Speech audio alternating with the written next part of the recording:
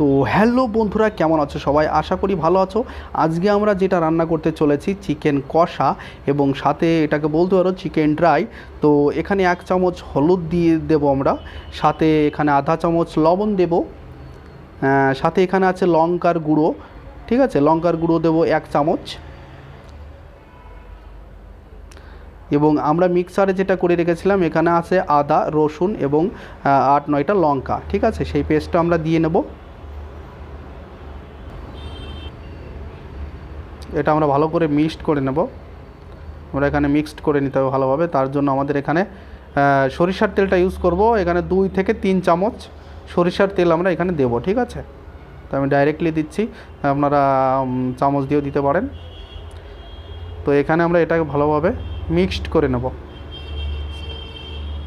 ভালোভাবে মিক্সড করে নিতে হবে।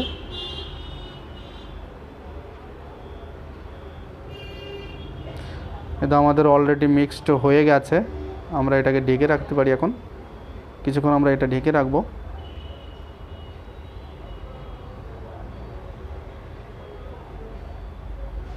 5 থেকে 6 মিনিট আমরা এটা ঢেকে রাখবো। তারপর আমরা যেটা করব সেটা হচ্ছে, আমরা নন স্টিকটা নিয়েছি মাংস কষানোর জন্য। এখন আমরা এখানে দিয়েছি সয়াবিন তেল কিছুটা, 2 থেকে 3 চামচ সয়াবিন তেল।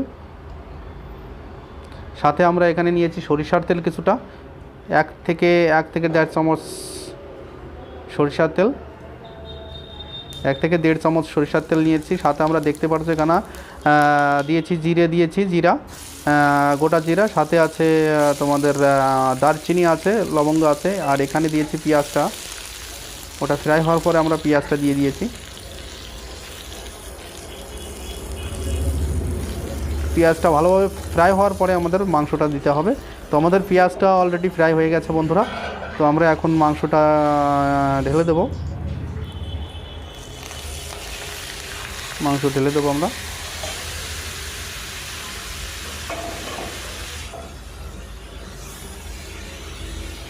মাংসটা ভালোভাবে আমরা এখানে মিক্সড করে নেব। তো বন্ধুরা, যারা আমার চ্যানেলে নতুন আছেন তারা অবশ্যই আমার চ্যানেলটাকে সাবস্ক্রাইব করে আইকন অল করে দেবেন, এবং লাইক শেয়ার কমেন্ট করতে ভুলবেন না। কারণ কি, আমি অনেককে নতুন নতুন ভিডিও নিয়ে আসি আমার এই চ্যানেলে। তো অবশ্যই লাইক শেয়ার কমেন্ট এবং সাবস্ক্রাইব করে আইকন অল করে দেবেন, তাহলে আমার যে ভিডিও আসবে তার নোটিফিকেশন প্রথমে আপনাদের কাছে চলে যাবে।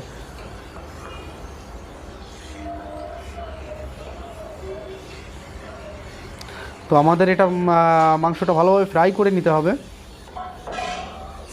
আমরা মাংসটা ভালোভাবে ফ্রাই করে নিচ্ছি। তো আমরা এখানে একটা আলু দেবো, একটা আলু পিস পিস করে কেটে নিয়েছি, আলুটা দিয়ে দেবো। আলুটা দিলে মাংসের টেস্টটা খুবই সুন্দর হয়। দেখতে পাচ্ছ বন্ধুরা, আমরা এখানে ঢেকে দেবো, কিছুক্ষণ ঢেকে রাখবো। ঢেকে রাখলে দেখতে পাচ্ছ একটু জল জল ভাব হয়ে গেছে। এখানে আমরা কি করব, এটা ফ্রাই করব, আর এই জলটা আমরা এখানে শুকিয়ে নেব।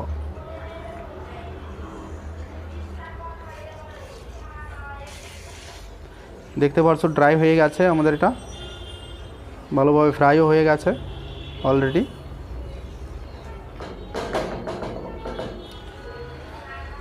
আমাদের এখানে কি করতে হবে, একটু জল ইউজ করব, কিছু মাত্রা জল দেবো আমরা এখানে।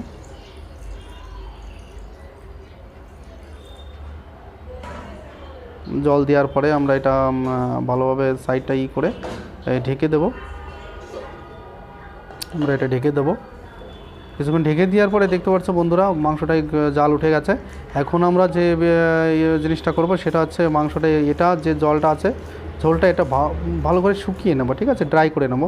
তো দেখতে পাচ্ছ এখানে বন্ধুরা ড্রাই হয়ে গেছে। আমরা এখানে গরম মশলা দিচ্ছি। গরম মশলা এখানে আছে ইলাচ আছে, সাথে আছে গ্রাম্ব আছে, এবং সাথে দারচিনি আছে, ঠিক আছে। 3টা মিক্সড করে আমরা এটা পেস্ট করে নিয়েছি। তো এখন দেখতে পাচ্ছ বন্ধুরা, আমাদের মাংসটা অলরেডি রেডি হয়ে গেছে। এখানে আমাদের লবণটা কেমন আছে সেটাও দেখতে হবে, লবণটা হয়েছে কি না হয়েছে। আমরা লবণটা টেস্ট করে দেখছি। লবণ একটু কম আছে, তাও আমরা একটু লবণ দিয়ে নেব।